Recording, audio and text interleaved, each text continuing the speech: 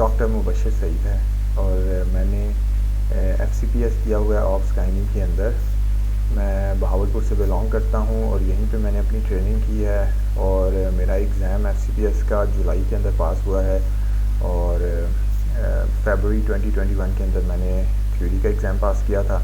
ये शुरू में 5 से 10 मिनट्स थोड़े इंट्रोडक्शन किए हैं, उसके बाद मैं वुल्वल कार्सिनोमा के ऊपर जो प्रेजेंटेशन है वो शुरू कर दूंगा। तो मैं कोशिश किया करूँगा कि जो भी मीन्स लेक्चर हो वो 40 से 45 मिनट्स के अंदर ख़त्म हो जाए, ठीक है, ताकि आप लोगों को लंबे लंबे या मीन्स लेक्चर ना सुनने पड़ें। और आज क्योंकि ये फ़र्स्ट टाइम है तो मैं इस वजह से ये थोड़ा सा अपना इंट्रोडक्शन बता रहा हूँ, ठीक है। और फिर मैं आगे वुल्वल कार्सिनोमा के ऊपर प्रेजेंटेशन शुरू कर दूंगा और फिर जब मैं वो शुरू करूँगा तब मैं आपको कुछ बातें बताऊँगा कि वो प्रेजेंटेशन मैं किस तरह दूँगा या लेक्चर जो है वो मैं किस तरह दूँगा। तो अभी मैंने FCPS किया हुआ है, फिर मैंने आयरलैंड से MRCPI किया हुआ है, MRCOG के 2 पार्ट्स पास किए हुए हैं UK से। मैं 2018 में CPSP के ज़रिए आयरलैंड गया था 2 इयर्स के लिए, वहाँ पे जॉब का कॉन्ट्रैक्ट था। आप लोगों को जैसे अंदाज़ा होगा कि ये CPSP और HSC की एक आपस में स्कॉलरशिप की स्कीम है। और फिर अब RCOG के थ्रू मेरी सिलेक्शन हुई है UK के लिए एंड उसके और पूरा पेपर वर्क चल रहा है। Let's see what happens. ये 2021 के अंदर RCOG है वो ऑल ओवर द वर्ल्ड बहुत सारे एक किस्म के, वो बेसिकली तो देखें जॉब कॉन्ट्रैक्ट होता है जिसको स्कॉलरशिप का नाम दे देते हैं कि वो जॉब कॉन्ट्रैक्ट होता है, वो आपको 2 साल के लिए मिलता है और आप जाते हैं वहाँ पर और फिर वर्क करके आप वापस आ जाते हैं, ठीक है। तो RCOG के थ्रू मेरी सिलेक्शन हुई है और मैं पेपर वर्क उसका प्रोसेस में चल रहा है। Let's see what happens. अब ये मेरा फॉरम है वन स्टॉप ऑप्स गायनी, ठीक है। आप लोग देख चुके होंगे, जो मेरे व्हाट्सएप ग्रुप में भी ऐड हैं, आप लोगों को आइडिया होगा। बस ये एग्ज़ाम पास करने के बाद मेरा ख्याल था कि मैं एक अपना फॉरम बनाता हूँ जिसके ज़रिए मैं दूसरे जो कैंडिडेट्स हैं जो भी एग्ज़ाम दे रहे हैं या फ्यूचर में देंगे, तो मैं उनकी थोड़ी हेल्प कर सकूं, गाइड कर सकूं। और इसके अलावा ये है कि मेरी कोई और हॉबी नहीं है, यही हॉबी है, तो इसलिए मीन्स मैंने सोचा कि चलो उस हॉबी को मैं थोड़ा सा यूटिलाइज़ करता हूँ, ठीक है। बाकी जो पैसे हैं डेफिनेटली पैसों की बहुत इम्पोर्टेंट होती है, तो डेफिनेटली ये मोनेटाइज हो जाएगा तो मुझे उससे भी थोड़ा फ़ायदा हो जाएगा। तो लेकिन मेरा मेन एम कोई इससे पैसे कमाने का नहीं है। मैं गायनाकोलॉजिस्ट हूँ, मेरा प्रोफेशन गायनाकोलॉजिस्ट है, मैं उसी पे ही फोकस करता हूँ कि मैंने इसी को किसी तरह अपने प्रोफेशन के तौर पे इसके ऊपर ही मैंने प्रोग्रेस करना है। लेकिन जब आप कोई फॉरम, जैसे आज आप ये देखें कि बिकॉज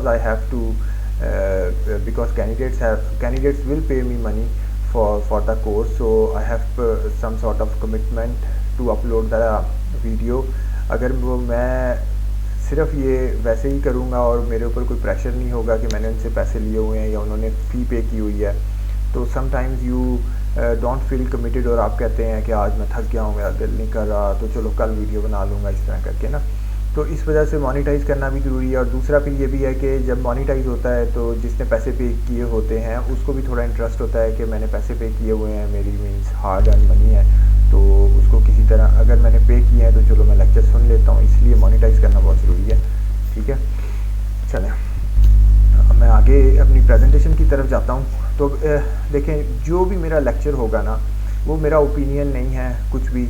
मैं भी आप लोगों की तरह एक कैंडिडेट हूँ, जो कि आप लोगों की तरह ही मैं एक स्टूडेंट हूँ अभी, जो कि 2 महीने पहले तक तो कैंडिडेट ही था ना। आई वाज सो वरीड कि मेरा एग्ज़ाम पास होगा नहीं होगा, वाइवे में क्या होगा, पेशेंट एग्जामिनेशन नहीं कराएगा, मैं क्या करूँगा, लुट जाऊँगा, बर्बाद हो जाऊँगा, ठीक है, एग्ज़ाम फेल हो जाएगा, सो इतनी एम्बेरसमेंट होगी, क्या करूँगा, बहरहाल इस तरह ना। तो लेकिन अल्लाह का शुक्र है पास हो गया मेरा एग्ज़ाम। सबका पास हो जाता है, एग्ज़ाम इतना मुश्किल नहीं है। डेफिनेटली एग्ज़ाम होता है, लेकिन फिर भी एग्ज़ाम ही हमारी ज़िंदगी नहीं है, पास हो जाए या फेल हो जाए।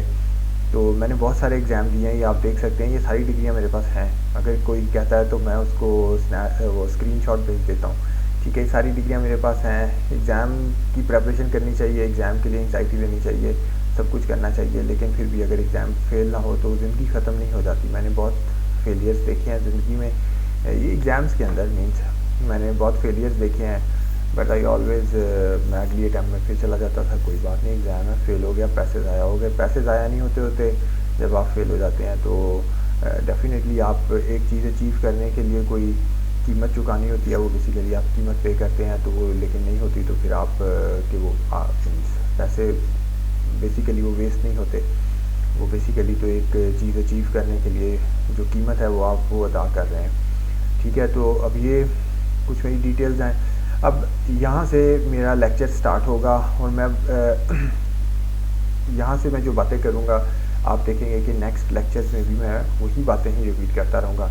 एक तो देखें कि क्योंकि ज़्यादातर कैंडिडेट्स फ़ीमेल हैं ऑप्स गायनी के अंदर, तो मैं मोस्टली मैडम का लफ्ज़ ही यूज़ करूँगा, लेकिन अगर कोई मेल कैंडिडेट मेरी बातें सुन रहा है तो वो माइंड ना करे, वो भी मेरे लिए बहुत रिस्पेक्टेड है। ठीक है, लेकिन क्योंकि ज़्यादातर कैंडिडेट्स फीमेल्स हैं, तो इसलिए मैं हो सकता है कि अपनी बातचीत करते हुए मैडम का या फीमेल ओरिएंटेड मैं अल्फाज यूज़ करूँ, तो ठीक है। तो अब ये देखें कि जो वुल्वल कार्सिनोमा है ना, अब ये मैंने इन 4 बुक्स के रेफरेंसेस लिए हैं, ये चारों मैंने पढ़ी हैं और पढ़कर मैंने अपना लेक्चर बनाया है। ये रेफरेंसेस मैं इसलिए लिख रहा हूँ ताकि जो कोई भी मेरा लेक्चर सुने या इन फ्यूचर अगर मैं बुक पब्लिश करूँ इंशाल्लाह, तो उसको पता हो कि ये जो बातें लिखी हुई हैं ये किन बुक से हैं। अगर उसको कोई ऑब्जेक्शन है या उसको कोई उसका ख्याल है कि ये बातें ठीक नहीं हैं, तो वो इन बुक्स को खोल कर देख सकता है। मैंने नहीं लिखी, मैं एक सिंपल सा कल दो महीने पहले मेरा एग्ज़ाम पास हुआ है। I am not some sort of a very big gynaecologist, मैं एक स्टूडेंट हूँ, जो किताब में लिखा हुआ है मैं तो वो प्रोड्यूस कर रहा हूँ। बेसिकली कुछ बातें होती हैं जो मुझे खुद लग रहा होता है कि यार ये कैसे हो सकता है, लेकिन फिर डेफिनेटली देखें ना, बुक के अंदर लिखा हुआ है, अंग्रेज़ों ने लिखा है, वो हमसे ज़्यादा रिसर्च करते हैं, दिनों उन्होंने गाइडलाइंस बनाई हैं। ठीक है, तो ये वाला जो वुल्वल कार्सिनोमा का है ये RCOG की गाइडलाइन से है, EBM से है, ड्यूहस से है और शॉस गायनी है। मोस्टली आपको शॉस गायनी की बीच में बहुत सारी कटिंग्स मिलेंगी, क्योंकि ऑनकोलॉजी जो है ना वो शॉस के अंदर अच्छी लिखी हुई है। ठीक है, बाकी EBM ड्यूहस में भी है, लेकिन शॉस के अंदर पिक्चर्स या टेबल्स अच्छे बने हुए हैं, जिससे आपको थोड़ा सा बेटर अंडरस्टैंडिंग हो जाती है। ठीक है, अब यहाँ से हम अपना आज का टॉपिक या लेक्चर स्टार्ट करते हैं और मैं कोशिश करूँगा कि ये 40-45 मिनट से ज़्यादा ना हो, बल्कि हो सकता है उससे पहले ही ख़त्म हो जाए, क्योंकि सिर्फ वुल्वल कार्सिनोमा है, मैलिग्नेंट कंडीशन है। I am not talking about the benign conditions of the vulva. ठीक है, तो इस वजह से हो सकता है ये उससे पहले ही ख़त्म हो जाए, लेकिन फ्यूचर में अगर जो भी मेरा लेक्चर होगा वो 45 मिनट से ज़्यादा नहीं होगा। मैं कोशिश करूँगा कि 45 से 60 से तो ज़्यादा बिल्कुल नहीं होना चाहिए। मेरा ख्याल है उसके बाद बोर हो जाता है अगला सुनने वाला। ठीक है, तो अब आप ये देखें कि जो वुल्वल कार्सिनोमा है ये एक ऐसा टॉपिक है जो मुझे हमेशा ही जिसमें डिफ़िकल्टी हुई, ये थ्योरी के दौरान भी और फिर लॉन्ग केस के दौरान मैंने बहुत दुआएं मांगी कि ये मुझे केस ना आए, क्योंकि मैं प्रिपेयर करके नहीं किया था ये केस। तो अब ऐसे है कि आप ये जो सामने देख रहे हैं, ये जो बुलेट पॉइंट्स हैं, डॉटेड पॉइंट्स हैं, ये बेसिकली मैंने खुद लिखे हैं बुक से देखकर। अगर और फिर ये आगे आप देखेंगे, जैसे ये मैं इसको एक मिनट है मैं थोड़ा हाईलाइट कर देता हूँ। ये वाली जो चीज़ें हैं, ये टेबल्स हैं, ये टेबल्स की कटिंग्स हैं जो कि मैंने मुख्तलिफ बुक से, जैसे कि शॉस से या EBM से या ड्यूहस से कट करके लगाई हैं। बेसिकली अगर आप इन कटिंग्स को इस पैराग्राफ को ना भी पढ़ें, ठीक है, और सिर्फ यही पढ़ लें तो ये मोर देन इनफ है। ठीक है, लेकिन जैसे मैंने आपको बताया कि मैं फ्यूचर में एक बुक, मेरा प्लान है कि मैं इसको प्रिंटेड फॉर्म में भी लेकर आऊँ। तो जब प्रिंटेड फॉर्म में कोई चीज़ होती है ना, तो जिस तरह जब तक आपको थोड़ा बैकग्राउंड पता नहीं चलता ना, तो तब तक वो रिटेन नहीं रहती। ठीक है, वो रट्टा मारने के लिए तो अच्छी होती है, या अगर किसी ने बुक पढ़ी हुई है खुद, उसके लिए तो अच्छी होती है। अब ये जो पैराग्राफ है ना, ये कटिंग, ये बेसिकली एक थोड़ा सा बैकग्राउंड देता है कि किस तरह मीन्स उसके रिस्क फैक्टर्स क्या हैं, बहुत सारे जो रिस्क फैक्टर्स हैं वो क्या हैं, और फिर उनमें से जो इम्पॉर्टेंट रिस्क फैक्टर्स हैं ये वाले, वो ये हैं। ठीक है, तो मैं ये एडवाइस करूँगा कि जब आप फर्स्ट टाइम लेक्चर सुन रहे हों तो आप बेशक इनको भी सुने, इनको भी पढ़ लें। ठीक है, लेकिन जब आप एग्ज़ाम से पहले, अगर आप कोई कहता है कि वुल्वल कार्सिनोमा मैं एग्ज़ाम से पहले 10 दिनों में या 15 दिनों में देखना चाहता हूँ, तो वो सिर्फ जो है ना ये चीज़ पढ़ ले बस। और इनमें भी अगर कोई कहता है कि जी मैं ये सारा नहीं पढ़ सकता, तो सिर्फ ये पढ़ ले, ये रेड चीज़। ये जो रेड मेरे पूरे कोर्स के अंदर जो जो भी प्रेजेंटेशंस दी जाएंगी उसके अंदर जो रेड होगा ना वो CPSP का MCQ है, जो या FCPS में आया है या IMM में आया है, और फिर कुछ MCPS के 2 से 3 पेपर मैंने आधे अधूरे बनाए हुए हैं, तो उनके अंदर वो आया हुआ है। और अभी तो आज तो नहीं, आज का लेक्चर तो सिंपल होगा। फ्यूचर में जो मेरे कोर्स के अंदर लेक्चर्स होंगे, मैं एंड के ऊपर जाकर एंड पर प्रेजेंटेशन के मैं CPSP के वो MCQs भी साथ अटैच कर दूंगा जो कि एग्ज़ाम्स में आए हुए हैं। लेकिन ये जो प्रेजेंटेशन है इसके अंदर, ये जो प्रेजेंटेशन है इसके अंदर ये है कि वो जो MCQs हैं वो सारे के सारे, जैसे अभी आप ये देखें, ये ओल्ड एज MCQ आया हुआ है, ठीक है। फिर आप ये देखें, ये लाइकन स्क्लेरोसिस MCQ है CPSP का। ये मैं इस वजह से आप लोगों को थोड़ा सा बता रहा हूँ कि फिर ताकि आप अंडरस्टैंड कर सकें कि मैंने ये बनाया कैसे है और इसकी क्या इंपॉर्टेंस है रेड की। रेड के अंदर जो चीज़ है वो आप मिस नहीं कर सकते। वो MCQ है CPSP का, वो हो सकता है आपको आ जाए, हो सकता है MCPS वाले को आ जाए, हो सकता है IMM वाले को आ जाए। CPSP का पूल एक ही रहता है। देखें ये MCQ है CPSP का, ठीक है। और एक मिनट है, मैं इसको डिलीट कर दूँ। ये MCQ है ये वाला CPSP का, आप इसको मिस नहीं कर सकते। आप अगर इस चीज़ को नहीं भी पढ़ेंगे तो कोई फ़र्क नहीं पड़ता अगर आप ये पढ़ लेंगे, क्योंकि ये मेन चीज़ है जो इसके अंदर लिखी गई है। और ये सिर्फ मैंने आपको बताया ना कि I have always felt that कि जब कुछ बातें डायरेक्ट लिख दी जाती हैं ना तो वो समझ नहीं आती। उनके लिए थोड़ा सा बैकग्राउंड होना चाहिए कि आप जब उसको पढ़ते हैं मीन्स एक पैराग्राफ की फॉर्म में, तो आपके माइंड में उसका थोड़ा सा कंसेप्ट बेटर हो जाता है, ठीक है। तो इस वजह से जो है ना, रेड CPSP का MCQ है, आप मिस नहीं कर सकते। ब्लैक जो है वो एक इम्पॉर्टेंट बात है जो आपको पता होनी चाहिए।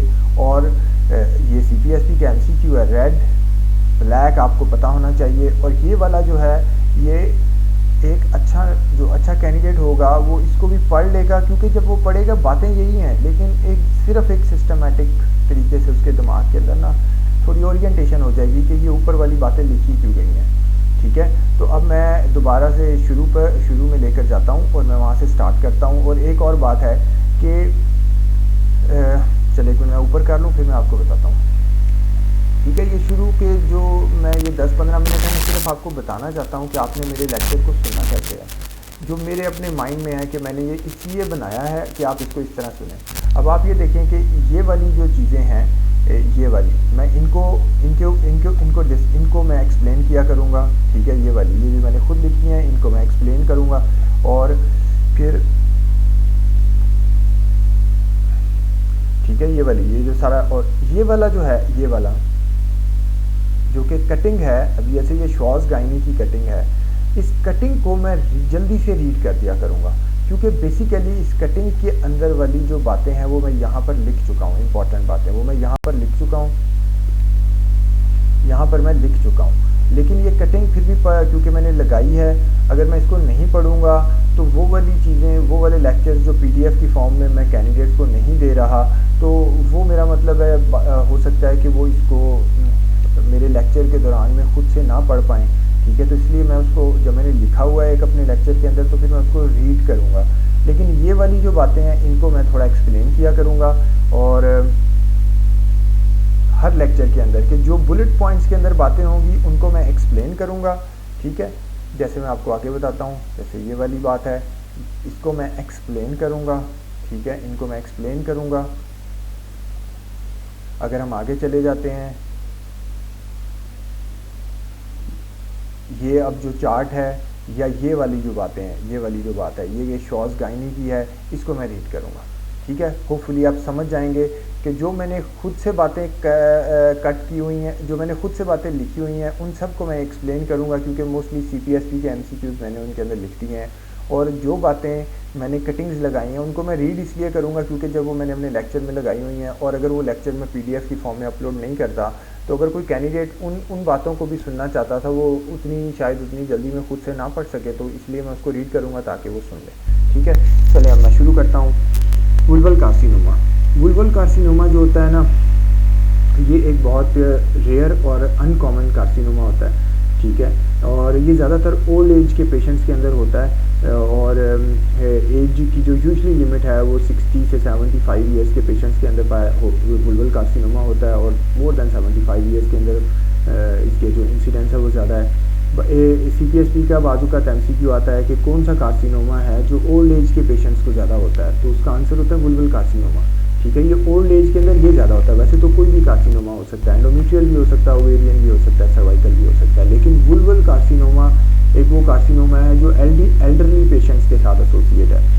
ठीक है, तो एक ये अभी ये रेड के अंदर जो दिया गया है ये CPSP का MCQ है, ये FCPS में आया है, मोस्टली FCPS के हैं क्योंकि मैंने FCPS के पेपर्स को बहुत क्लोजली बनाया है, लेकिन IMM के भी कुछ पेपर्स मैंने बनाए हैं, MCPS के भी बनाए हैं, तो ये उनके अंदर से हैं बेसिकली ना।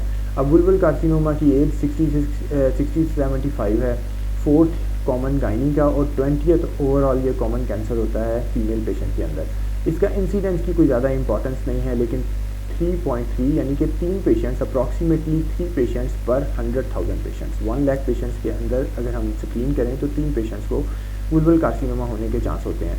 अब इसके जो रिस्क फैक्टर्स हैं, इन रिस्क फैक्टर्स के अंदर जो सबसे इम्पॉर्टेंट रिस्क फैक्टर है वो है लाइकन सेक्लेरोसिस। ये CPSP का MCQ है, इसकी बाज़ात परसेंटेज पूछी जाती है, इसकी बाज़ात लाइकन सेक्लेरोसिस खुद देकर पूछा जाता है कि इनमें से कौन सा रिस्क फैक्टर इंपॉर्टेंट है। जैसे कि वो दे देते हैं लाइकन सेक्लेरोसिस, लाइकन प्लेनस, और भी जैसे कोई डर्माटाइटस वगैरह का, वुल्वल डर्माटाइटस या कुछ इस तरह का वो दे देंगे, और वो पूछते हैं इनमें से कौन सा कैंसर वुल्वल कैंसर कर सकता है, स्क्वेमस सेल कार्सिनोमा कर सकता है, तो उसका आंसर लाइकन सेक्लेरोसिस होता है। ये RCOG के अंदर भी बहुत कॉमनली आता है।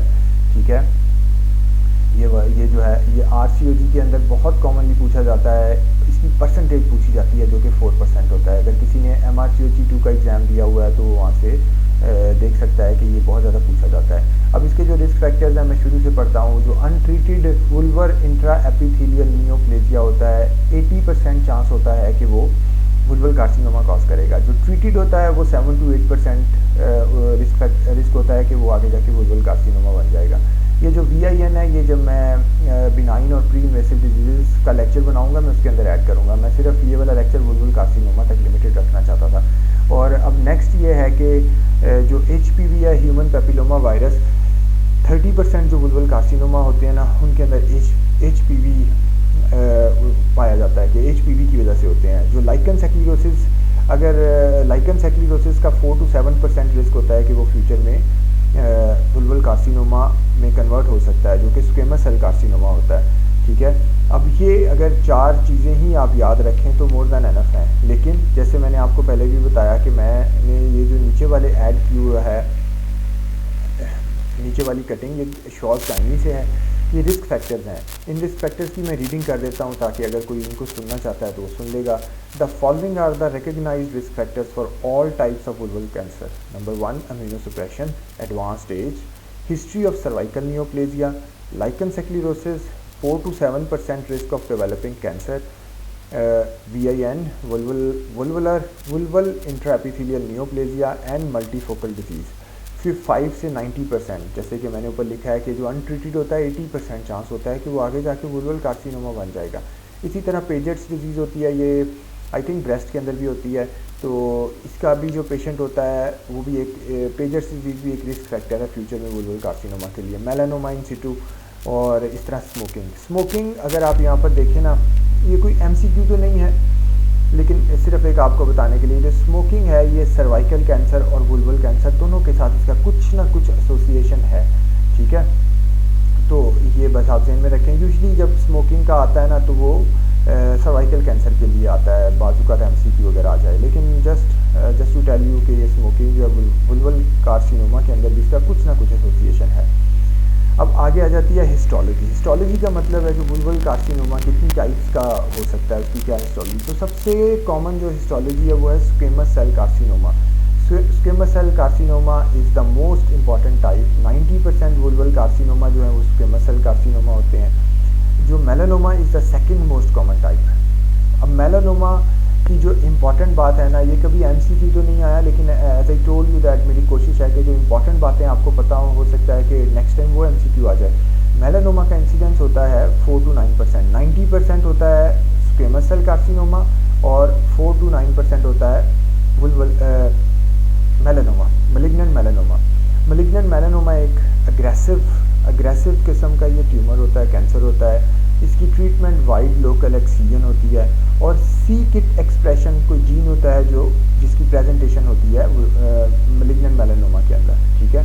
अब आगे आ जाता है इन्वेसिव पेजर्स डिजीज़। ये भी एक टाइप का वुल्वल कार्सिनोमा की एक टाइप होती है जो कि इतनी कॉमन नहीं है और मोस्टली वो अडीनो कार्सिनोमा होता है। अब ये एक डायग्राम है जो कि शॉर्स गाइनी से ली गई है। आप देख सकते हैं कि इसके अंदर स्क्वेमस सेल कार्सिनोमा जो कि लाइट ग्रीन सा जो कलर है, इसके अंदर स्क्वेमस सेल कार्सिनोमा है जो कि 90% होता है। और ये आप देख सकते हैं यहाँ पे, ठीक है। ये मुख्तलिफ बेसिकली ये जो basaloid carcinoma, warty squamous cell carcinoma, verrucous carcinoma और basal cell carcinoma, these are the variants of squamous cell carcinoma. और ये वाले जो हैं ये different types of vulval carcinoma, malignant melanoma, Bartholin gland. This is just to, as I told you that I want to print it in future, I want to convert it into a book. तो book के लिए ज़रूरी होता है कि कुछ pictures भी हों, फ्लो चार्ट्स हों, उससे एक अच्छी लुक आती है। अब ये कटिंग है जो कि पहले मैं एक्सप्लेन कर चुका हूँ कि 90% स्क्वेमस सेल होता है, लेकिन मैं इसको दोबारा पढ़ लेता हूँ। The majority of vulval cancers are 90% are squamous in a region. Verrucous and basal cell cancers are squamous cell variants. Non-squamous cancers include Bartholin's gland cancer and other adenocarcinomas, malignant melanoma, Paget's disease, and sarcomas. The vulva may also be a site for lymphoma and metastasis from elsewhere. Rarely, primary breast cancers have been reported. The histology has a bearing on management, largely because of the different risk of nodal metastasis and the predilection for distant spread. अब वुल्वल carcinoma की management के अंदर ना जो nodes का lymphatic nodes के अंदर जो मेट्स है ना वो बहुत इंपॉर्टेंट है, वो आगे आएगा, वो आप देख सकते हैं। प्रोग्नोस्टिक फैक्टर भी सबसे इंपॉर्टेंट यही है और मैनेजमेंट के अंदर सबसे इंपॉर्टेंट ये है, आपने देखना होता है कि कितनी लिम्फेटिक नोड्स जो है ना वो इन्वॉल्व हैं। आपकी मैनेजमेंट उस पर डिपेंड करती है। अब ये है लिम्फेटिक ड्रेनेज ऑफ वुल्वा, ये बहुत इंपॉर्टेंट है और इसकी मैंने इसीलिए पिक्चर्स भी लगाई हैं ताकि आप लोग समझ सकें। मेन लिम्फेटिक सप्लाई जो होती है वो सुपरफिशियल इनग्वाइनल लिम्फ नोड्स होती हैं, इनको इनग्वाइनोफिमोरल भी बोला जाता है, ठीक है। सुपरफिशियल होती हैं ये ब्लड वेसल्स के जो मींस ब्लड वेसल के जो सुपरफिशियली होती हैं उनको सुपरफिशियल बोलते हैं। फिर जो डीप होती है ट्रायंगल बनती है उसके अंदर जो डीप होती है उसको डीप इनग्वाइनोफिमोरल बोलते हैं। तो सबसे कॉमनली जो होती हैं वो सुपरफिशियल इनग्वाइनल लिम्फ नोड्स के अंदर इसकी जो लिम्फेटिक सप्लाई होती है वो सुपरफिशियल इनग्वाइनल लिम्फ नोड्स होती हैं, ठीक है। ये आप देख सकते हैं। सुपरफिशियल इनग्वाइनल लिम्फ नोड्स के बाद नेक्स्ट वहाँ से जो ट्यूमर है या लिम्फेटिक सप्लाई जो है वो डीप इनग्वाइनोफिमोरल में जाती हैं और वहाँ से वो एक्सटर्नल इलियक में जाती है। आगे डायग्राम आएगी, आप लोग देख सकते हैं। और एक्सटर्नल इलियक को पेल्विक लिम्फ नोड भी बोलते हैं, ठीक है। तो अब नेक्स्ट जो है ये एक शॉर्ट से ही मैंने कटिंग लगाई है, इसके अंदर यही वाली बातें जो ऊपर लिखी हुई हैं वही अंदर लिखी हुई हैं, लेकिन मैं इसको दोबारा पढ़ लेता हूँ। An understanding of the lymphatic drainage is important as the regional nodes are a potential site for metastasis. lymph drains from the vulva to the superficial inguinal glands and then to the deep femoral glands in the groin. Drainage continues to the external iliac glands. Drainage to both groins occurs from midline structures. अब ये lymphatic drainage की सबसे important जो बात है ना वो ये है कि वो आगे भी आएंगी बातें, यहाँ पर भी मैं एक्सप्लेन कर दूँ। आपने देखना होता है कि मिड लाइन स्ट्रक्चर से दोनों साइड्स की लिम्फ नोड्स को जाता है, जबकि जो लेटरल स्ट्रक्चर होते हैं ना वो सिर्फ इप्सिलेटरल लिम्फ नोड्स को सप्लाई करते हैं, ठीक है। तो ये वुल्वा के अंदर बहुत इम्पॉर्टेंट है क्योंकि मैनेजमेंट इस पर डिपेंड करेगी, ये आगे आ जाएंगी सारी बातें।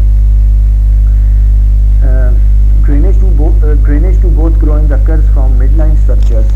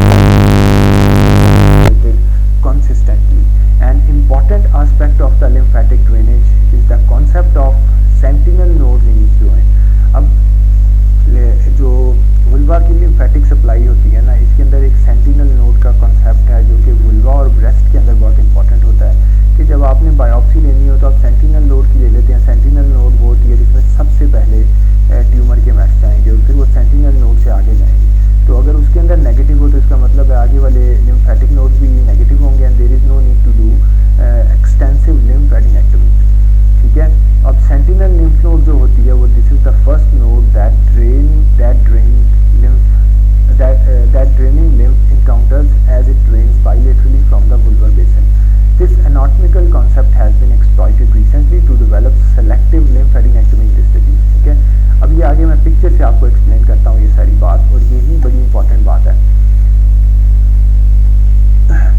ये वुल्वा है, ठीक है, ये आप देख सकते हैं वुल्वा के अंदर क्लाइटोरिस आ जाता है, मॉन्स प्यूबिस आ जाता है, लेबिया माइनोरा आ जाता है, लेबिया मेजोरा आ जाता है, फिर एनल जो है वो वुल्वा के अंदर तो नहीं आता, लेकिन एनल भी मिड लाइन में होता है, यानी कि एनल की जो लिम्फेटिक सप्लाई होती है वो भी बाइलेटरल होती है।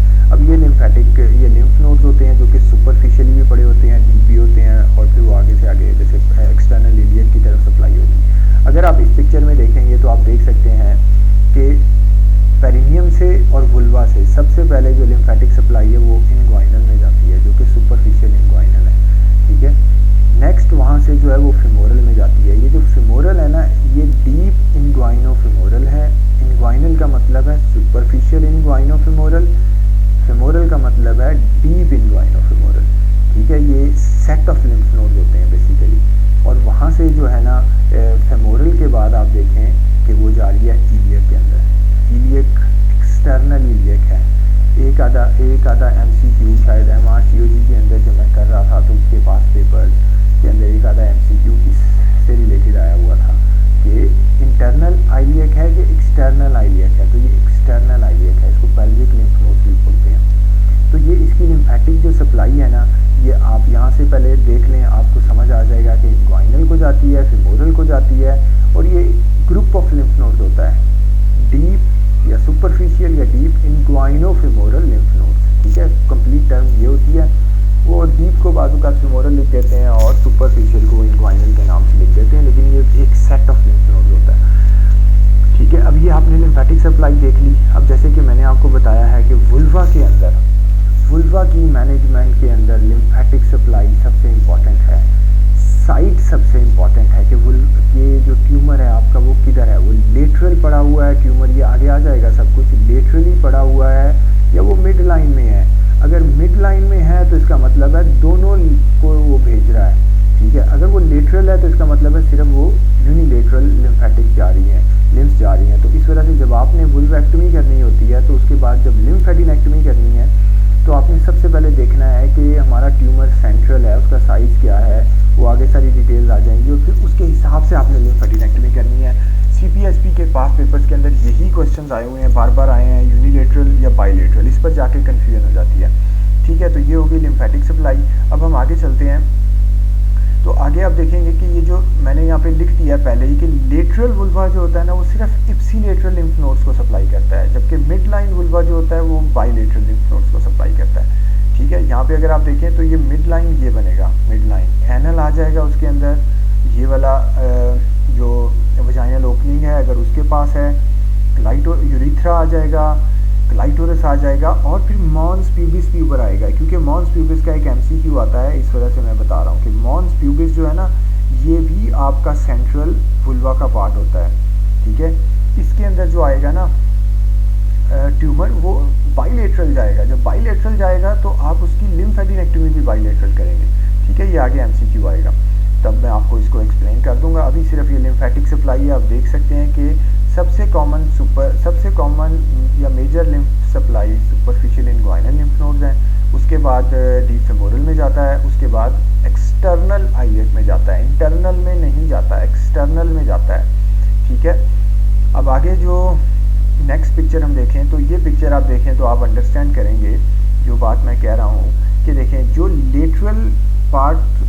लेटरल वुल्वा का पार्ट है वहाँ से लिम्फेटिक सप्लाई या इधर से ये जो लेटरल पार्ट है वो अपने अपने रिस्पेक्टिव साइड्स की लिम्फ नोड्स में जा रही है जो कि सुपरफिशियल इनग्वाइनल है। लेकिन ये जो क्लाइटोरस है ये हमारा सेंट्रल पार्ट होता है। क्लाइटोरस की आप अगर देखेंगे, क्लाइटोरस से इस साइड को भी जा रही है और इस साइड को भी जा रही है। दिस इज इट मीन्स कि अगर क्लाइटोरस इन्वॉल्व हो गया, आपने जो भी सर्जरी करनी है, बेशक वो वाइड लोकल एक्सीजन है या रेडिकल वुल्वेक्टमी है, आपने साथ लिम्फ नोड्स दोनों निकालनी है, वरना आप एक साइड की निकालेंगे तो दूसरी के अंदर तो मौजूद है ना ट्यूमर के सेल्स, वो तो परसिस्ट करेंगे। तो इस तरह से क्लाइटोरस, मॉन्स प्यूबिस या जो मिड लाइन स्ट्रक्चर्स हैं ना, उनकी जब इन्वॉल्वमेंट हो जाएगी तो लिम्फ नोड्स हमेशा बाइलेटरल होंगे। ठीक है, अब ये पिक्चर देखें, यही समझाने के लिए है कि मिड लाइन के जो स्ट्रक्चर्स हैं वो बाइलेटरली नोड्स जाती हैं और ये मिड लाइन है हमारा। मिड लाइन के अंदर आप देख लें क्या क्या आ रहा है। जो लेटरल पार्ट है, लेटरल पार्ट के अंदर जब कोई वुल्वल कार्सिनोमा का लीजन होगा तो वो अपनी रिस्पेक्टिव साइड की यूनिलेटरल लिम्फ नोड्स के अंदर जाएगा, फैलेगा। ठीक है, ये आगे जब हम मैनेजमेंट करेंगे ना तो उसके अंदर ये बातें आएंगी, और यही CPSP के MCQs हैं, यही आते हैं, और वही हम अंडरस्टैंड नहीं करते। हमने उसकी साइट देखनी होती है, ये किस साइट के ऊपर है, हमने उसका साइज़ देखना होता है, ये किस साइज़ का है।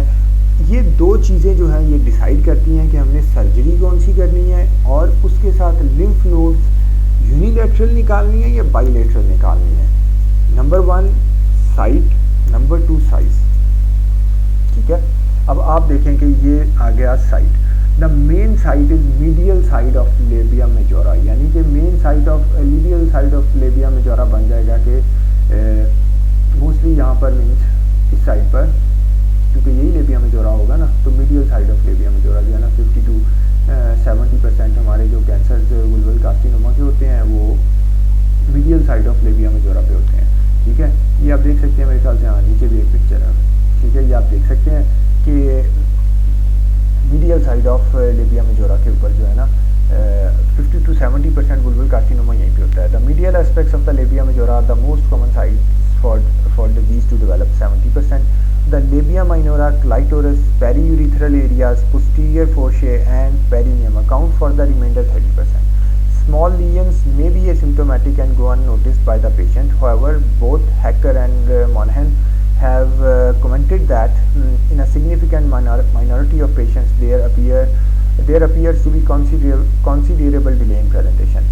वो डिले इस वजह से हो जाता है, ये आगे आ जाएगा सिम्टम्स के अंदर के पेशेंट यूजली बॉदर नहीं करती, ओल्ड एज होती है तो बाजू का तो उसको इतना बॉदर नहीं होता, वो रूटीन समझ के इसको डॉक्टर को चेक नहीं कराती, लेकिन वो लाइकन सेक्लिरोसिस होता है या VIN होता है जो वुल्वल कार्सिनोमा में कन्वर्ट हो जाता है। अब most common presenting symptom is pruritus 71%। Patient mostly इस कंप्लेंट के साथ हमारे पास आता है, लेकिन अगर आप वैसे एक जर्नल फिजिकल एग्जामिनेशन करेंगे तो 80% अल्सर या मैस आपको नज़र आ जाता है। ठीक है, अल्सर मैस नज़र आता है और वो आप बायोप्सी करते हैं और उसको भेजते हैं तो वो कार्सिनोमा होता है। Surprisingly pain is only a feature in 23% of the cases, bleeding 26%, discharge 13% and urinary tract dysfunction 14%। अब ये बहुत सारे सिम्टम्स हैं, इन सब में सिर्फ ये प्रूरिटस 71%। ये CPSP के MCQ आई थिंक IMM के अंदर आया हुआ था किसी पेपर में। ठीक है, तो ये आप देख सकते हैं कि ये 71% जो है प्रूरिटस होता है, मोस्ट कॉमन प्रेजेंटिंग सिम्टम। अब एग्जामिनेशन के अंदर जब हम एग्जामिन करेंगे लोकल एग्जामिनेशन तो इरेगुलर फंगेटिंग मैस और irregular ulcer strongly suggest vulval cancer. Involvement of surrounding structures including vagina, urethra, bladder base and anus should be check.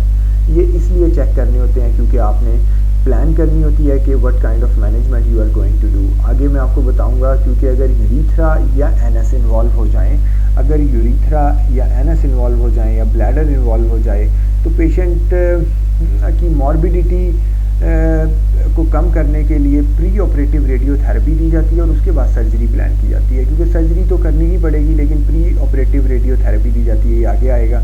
Palpation of surrounding bony structures should be done. Palpation of growing lymph nodes should be done, most important. हम अपनी तरफ से palpate करते हैं, अगर palpation पे हमें growing lymph nodes मिल जाएं तो हमें आगे इन्वेस्टिगेशन करने की ज़रूरत बाज़ नहीं होती, लेकिन उन्होंने कहा है कि अगर हम इन्वेस्टिगेशंस करना चाहें तो हम CT या MRI भी कर सकते हैं लिम्फ नोड की इन्वॉल्वमेंट को चेक करने के लिए। और लिम्फ नोड्स की, ये जैसे मैंने ये ब्लैक इसलिए किया इस लाइन को कि ये मैनेजमेंट को देखें ना, ये MCQ तो नहीं है लेकिन ये बात जानना बहुत ज़रूरी है कि लिम्फ नोड्स की इन्वॉल्वमेंट या बोनी स्ट्रक्चर की इन्वॉल्वमेंट या यूरीथ्रा की इन्वॉल्वमेंट, एनएस की इन्वॉल्वमेंट, ब्लैडर की इन्वॉल्वमेंट, ये सारी चीज़ें मैनेजमेंट को इफ़ेक्ट करती हैं। अगर आप देखें कि ये तीनों ना इन्वॉल्व हुए हों, लेबिया मेजोरा के ऊपर वुल्वल कैंसर का लीजन हो तो आप उसकी रेडिकल वुल्वेक्टमी और लिम्फेडिनेक्टमी कर सकते हैं। ठीक है, और बाद में आप उसको रेडियोथेरेपी दे सकते हैं। लेकिन अगर ये चीज़ें इन्वॉल्व हैं, ये वाली जो मैंने इनसर्कल की हैं, तो पेरी ऑपरेटिव रेडियोथेरेपी दी जाती है ताकि मॉर्बिडिटी फ्यूचर में कम हो और फिर सर्जरी की जाती है। रेडियोथेरेपी का एक मकसद ये भी होता है कि लीजन थोड़ा सा कम हो जाए, लीजन का साइज़। अब डायग्नोस्टिक, ये बहुत इंपॉर्टेंट है, ये अक्सर जो है ना MCQ आता है।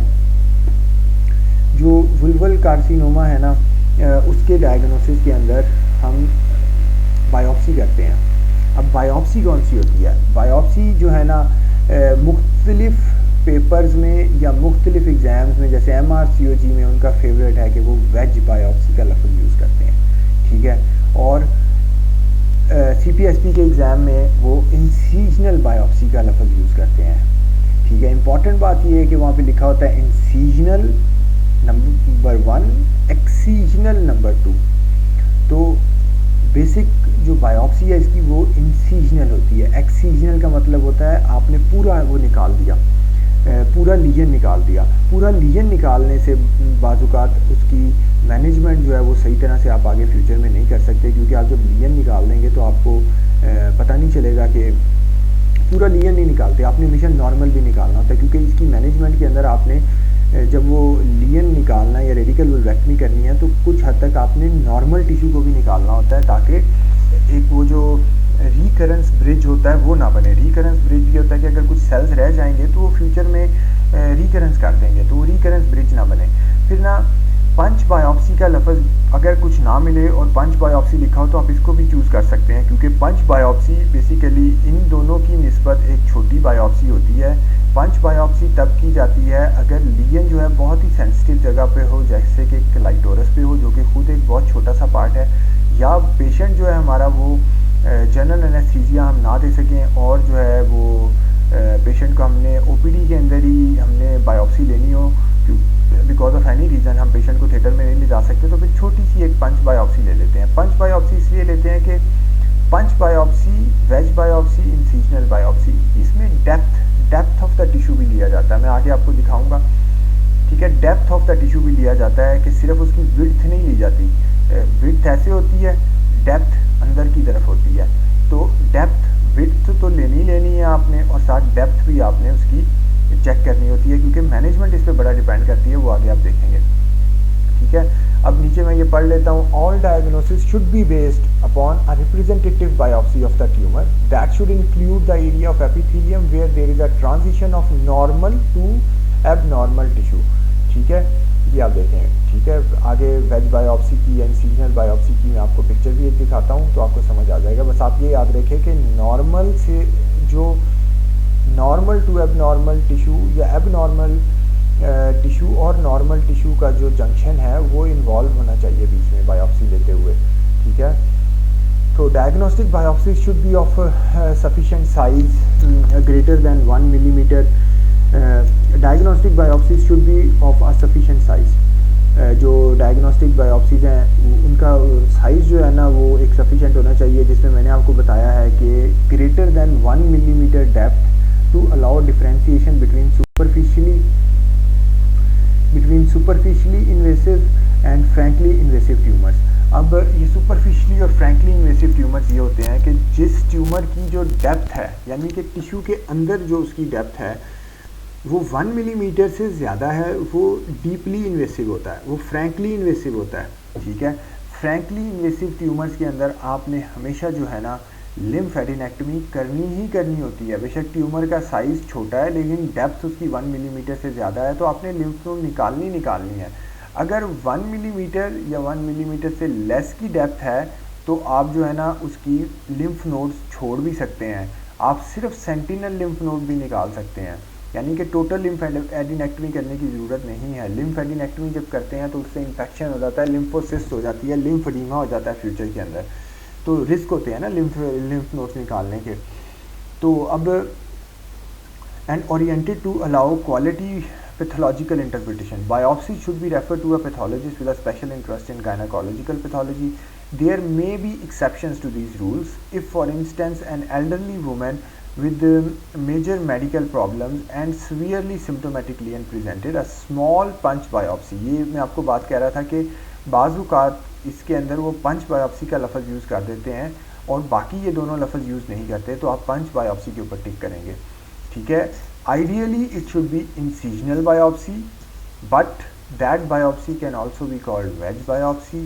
and if both of these options are not given and they have given the option of punch biopsy, then you can use punch biopsy. लेकिन ideally punch biopsy हम नहीं करते, हम वेज बायोप्सी करते हैं। पंच और वेज में डिफरेंस ये होता है कि थोड़ा टिश्यू की डेप्थ का फ़र्क होता है। पंच एक छोटा सा सैंपल होता है और वेज जो है वो पंच की निस्बत थोड़ा बड़ा सैंपल होता है, ठीक है।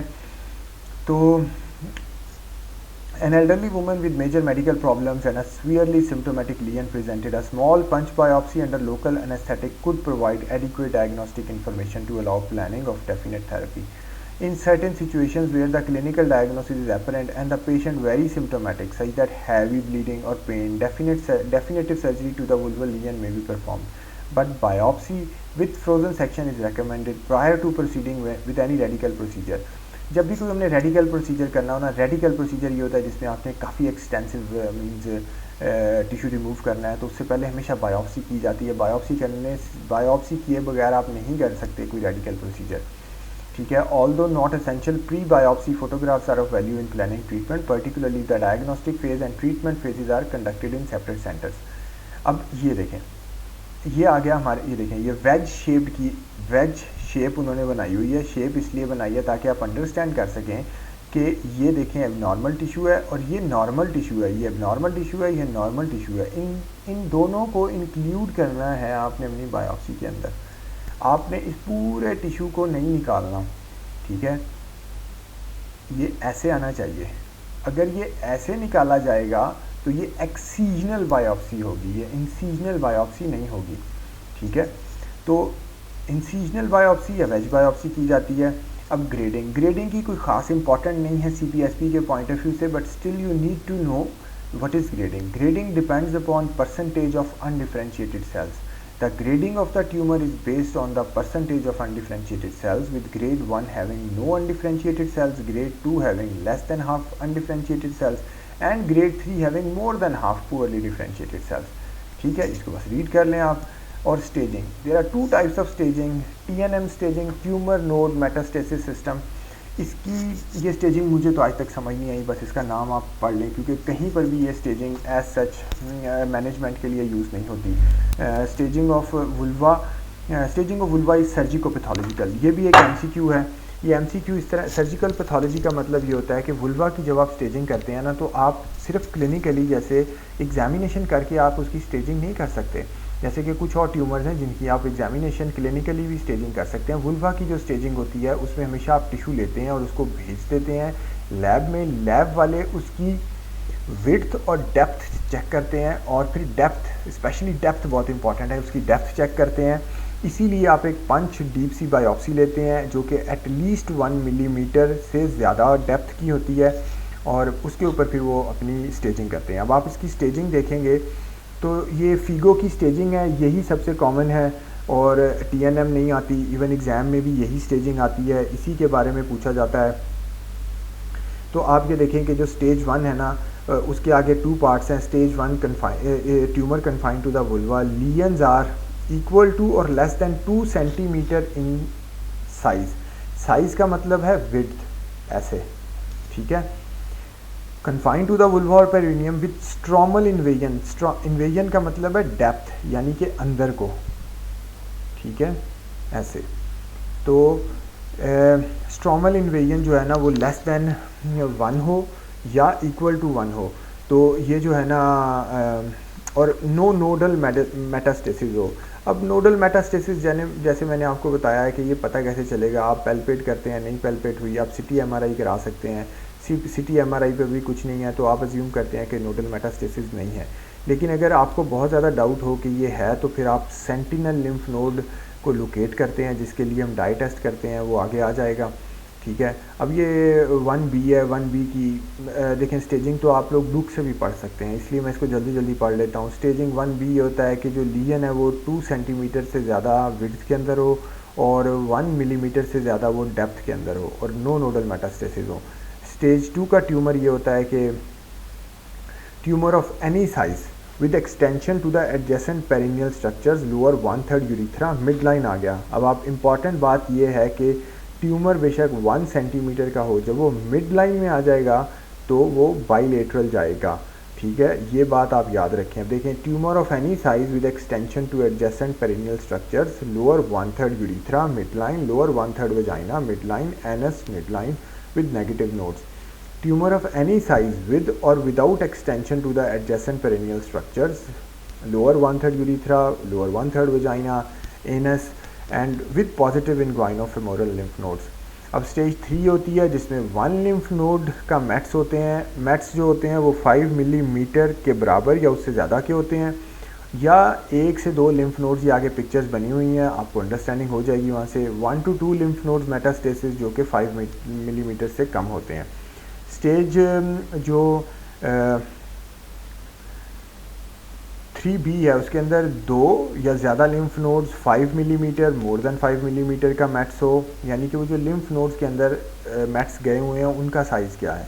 3 or more lymph nodes metastasis less than 5 millimetre. Stage 3C जो है उसके अंदर positive nodes with extra capsular spread, ये सब आगे आ जाएंगी पिक्चर्स, आप देख सकेंगे, आपको अंडरस्टैंड हो जाएगा। ट्यूमर इन्वेड्स अदर रीजन्स, अपर 2/3 यूरिथ्रा, 2/3 वजाइना और डिस्टेंट स्ट्रक्चर्स। देखें जो डिस्टेंट होता है ना वो तो हमेशा फिर लंग्स तक बात जाती है, तो ये आप देख सकते हैं कि ये जो डिस्टेंट मेटास्टेसिस के अंदर 4A tumour invades any of the following, upper urethral or vaginal mucosa, bladder mucosa, rectal mucosa or fixed to pelvic bone, fixed or ulcerated inguinal lymph nodes, any distant metastasis including pelvic lymph nodes. Usually जब staging में से questions आते हैं ना तो वो पहली 2 stages के होते हैं, ठीक है। जब स्टेजेस में से कोई MCQ आता है तो यूजली वो पहली 2 स्टेज का होता है, ठीक है। ये आप बस के मीन्स याद तो आपने सारी करनी है क्योंकि आपने बाद में क्लिनिकल भी देना है, लेकिन स्टेजेस के अंदर यूजली ये 2 के MCQs आते हैं, ठीक है। तो अब हम आगे चलते हैं। तो अब ये पिक्चर्स हैं आगे, ठीक है। अब आप ये देखें, ये स्टेज 1 है। Stage 1 less than 2 centimetre, less than 1 millimetre depth. Stage 1B greater than 2 centimetre, greater than 1 millimetre depth. Stage 2 जिसके अंदर आपका bladder, urethra, vagina, anus involve होना शुरू हो जाए, ठीक है। लिम्फ नोड्स आप देखें अभी तक इन्वॉल्व नहीं हुई। 3A के अंदर ट्यूमर ऑफ एनी साइज़, अब देखें यहाँ पर इट डजेंट मैटर कि ट्यूमर किस साइज़ का है, ठीक है। Tumour of any size involving ये मिड लाइन स्ट्रक्चर्स, या एक लिम्फ नोड में चले जाएं और उसका साइज़ 5 मिलीमीटर का हो, या 1 और 2 लिम्फ नोड्स में चले जाएं और साइज़ उसका जो है लेस दैन 5 मिलीमीटर हो। इसी तरह 3B में 2 लिम्फ नोड्स हो जाती हैं और 3C में 3 लिम्फ नोड्स हो जाती हैं।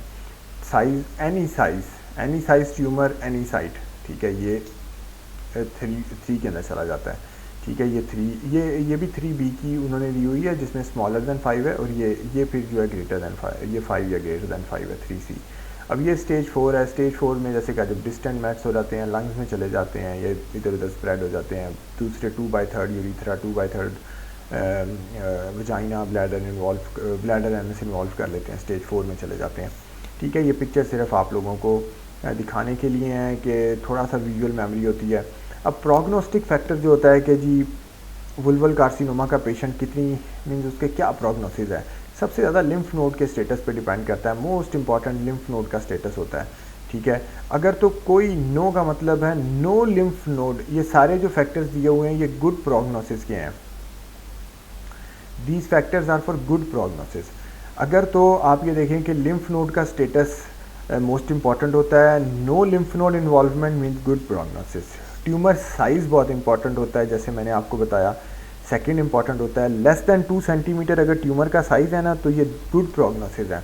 डेप्थ ऑफ इन्वेजन बड़ी इंपॉर्टेंट है, लेस दैन 1 मिलीमीटर डेप्थ है तो ये गुड प्रोग्नोसिस है। लिम्फोवास्कुलर स्पेस जो है इन्वेजन वो बड़ी इंपॉर्टेंट है, अगर वो नहीं हुई जो कि लिम्फेटिक ब्लड सप्लाई और वेसल्स के दरमियान और लिम्फ वेसल्स के दरमियान और ब्लड वेसल्स के दरमियान जो स्पेस है उसमें नहीं है तो ये गुड प्रोग्नोसिस है। सेंटिनल लिम्फ नोड की डिटेक्शन नहीं है, तो जैसे मैंने आपको बताया, जैसे आगे आप पढ़ेंगे भी और देखेंगे भी कि सेंटिनल लिम्फ नोड में सबसे पहले ट्यूमर मैट्स जाते हैं, फिर वो आगे जाते हैं। अगर वही इन्वॉल्व नहीं है तो आगे वाली लिम्फ नोड्स भी नहीं इन्वॉल्व होंगी। तो इस वजह से जो है ना सेंटिनल लिम्फ नोड की डिटेक्शन अगर नेगेटिव है तो this is good prognosis. This is lymph node status. This is the most important prognostic variable. The number of lymph nodes involved and the nature of involvement influence the prognosis. Microscopic involvement of a single groin node without extracapsular involvement represents a low risk of recurrence and adjuvant therapy is not necessary. Conversely, multiple nodal disease and macroscopic or capsular involvement are indication for adjuvant radiotherapy in order to reduce the risk. अब देखें ना, मैंने आपको बताया कि lymph node का status बड़ा important है. अगर मल्टीपल लिम्फ नोड्स इन्वॉल्व हैं, उनके अंदर जो लीजन है वो भी साइज़ में बड़ा है और कैप्सूल भी उसने इन्वॉल्व किया हुआ है, तो फिर हमें बाद में रेडियोथेरेपी भी देनी पड़ती है पेशेंट को, वरना रिकरेंस हो जाती है. ठीक है. It is well recognized that groin node dissection is associated with significant morbidity. Almost 50% of the patients undergoing groin node dissection will suffer post-operative complications. Most commonly wound infection, wound breakdown and lymphedema. ठीक है. अब ये आगे हम चलते हैं. अब आप ये यहाँ पर देखें जो मैं आपको बात कह रहा था, ट्यूमर सबसे पहले सेंटिनल लिम्फ नोड में जाता है. ठीक है. ट्यूमर सबसे पहले सेंटिनल लिम्फ नोड में जाता है. सेंटिनल लिम्फ नोड से फिर वो आगे जाता है. अगर सेंटिनल लिम्फ नोड नेगेटिव है तो प्रोग्नोसिस गुड है. फिर ये डेप्थ ऑफ इन्वेजन है. डेप्थ ऑफ इन्वेजन आप देखो कि अगर 1 मिलीमीटर डेप्थ ऑफ इन्वेजन है तो 8% चांस है कि नोडल लिम्फ नोड का इन्वॉल्वमेंट होगी. अगर 2 मिलीमीटर इन्वेजन है डेप्थ तो 11%, 3 के ऊपर 25. जितनी इन्वेजन बढ़ती जाएगी लिम्फ नोड की इन्वॉल्वमेंट का चांस बढ़ता जाएगा और हमें लिम्फेडेनेक्टमी करनी पड़ेगी. आगे मैनेजमेंट में यही बात आएगी कि जैसे ही जो इन्वेजन है वो 1 मिलीमीटर या उससे ज़्यादा हो जाएगी, you have to remove the lymph nodes. ठीक है, क्योंकि 8% चांस होता है कि ये होगा. अगर तो इन्वेजन 1 मिलीमीटर से ज़्यादा होगी तो आपने लिम्फ नोड्स रिमूव करनी ही करनी है. अगर 1 मिलीमीटर से कम होगी तो आप उसको छोड़ भी सकते हैं. अगर वो डिटेक्ट नहीं हो रही, पैल्पेबल नहीं है, सीटी एमआरआई पे नज़र नहीं आ रही हैं, आपको सस्पिशन नहीं है, तो आप छोड़ सकते हैं. अगर 1 मिलीमीटर होगी तो उसके अंदर उन्होंने कई बुक्स के अंदर लिखा हुआ है कि डिपेंड्स अपॉन द सर्जन कि 1 मिलीमीटर है एग्जैक्ट. अब ना वो लेस देन 1 है ना ग्रेटर देन 1 है, तो उसके अंदर उन्होंने कहा है कि आप ये कर सकते हैं कि आप सिर्फ सेंटिनल लिम्फ नोड निकाल लें. आप पहली लिम्फ नोड निकाल के की बायोप्सी कर लें. अगर तो उस बायोप्सी के अंदर ना आपको मैट्स मिल जाते हैं तो फिर आप आगे वाली लिम्फ नोड्स भी निकाल दें. और अगर इसमें मिल जाते हैं तो फिर ये भी निकालनी पड़ती हैं आपको.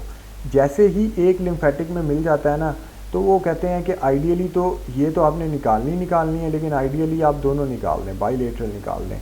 लेकिन आपने जो एग्ज़ाम में मैनेजमेंट बतानी है वो बुक वाली बतानी है.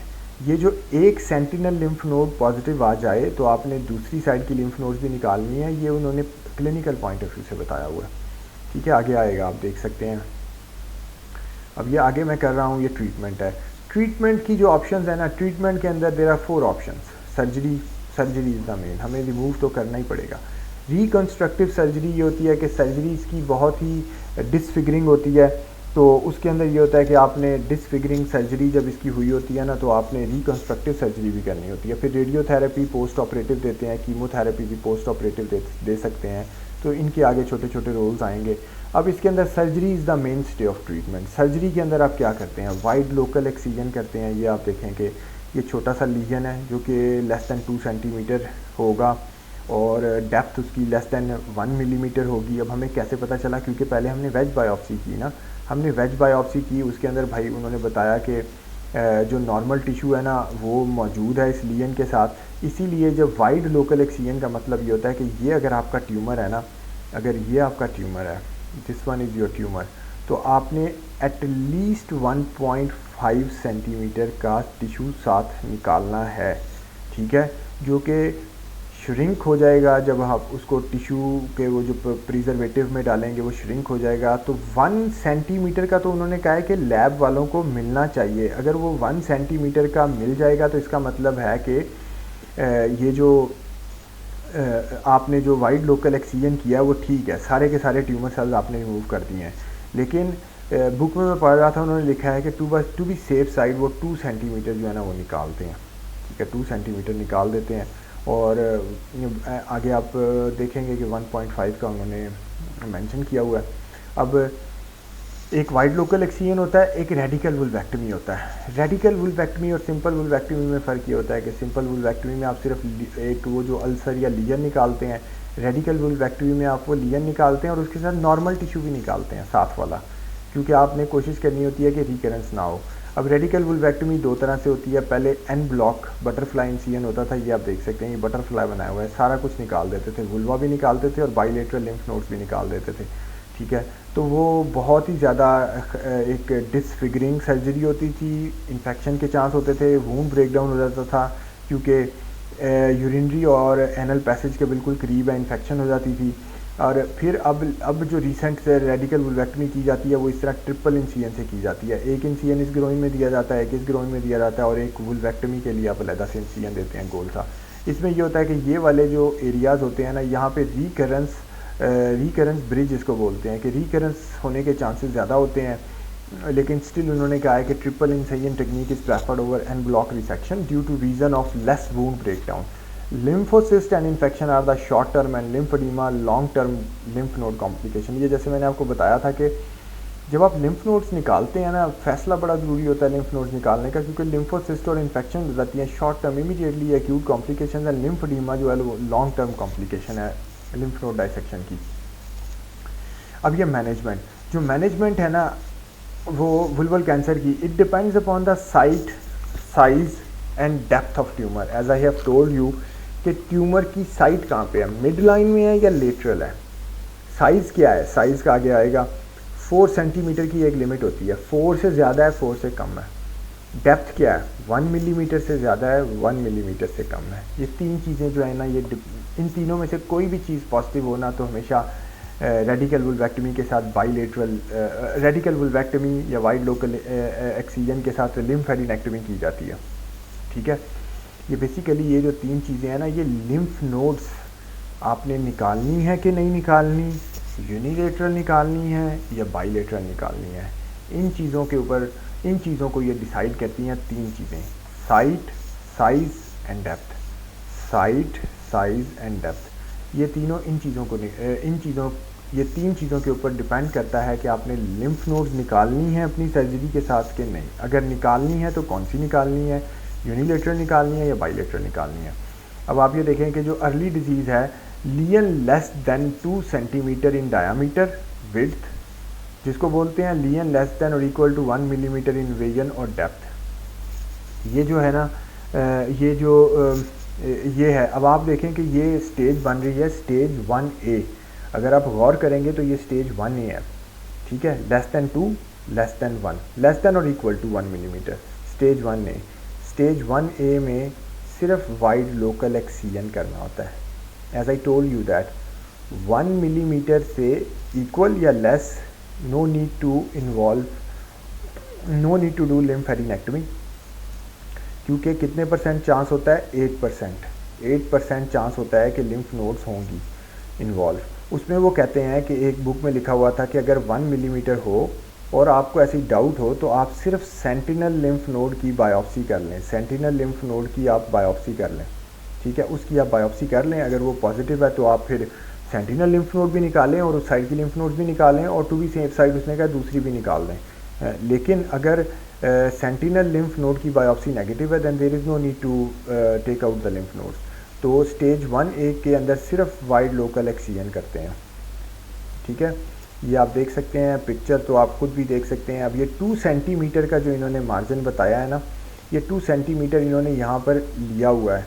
आप आगे मैं जब इसको आपको डिटेल्स दिखाऊंगा ना तो आप देखेंगे कि शॉज ने लिखा हुआ है कि 1.5 सेंटीमीटर जो कि 15 मिलीमीटर बनता है, उतना नॉर्मल टिश्यू तो आपने निकालना ही निकालना है।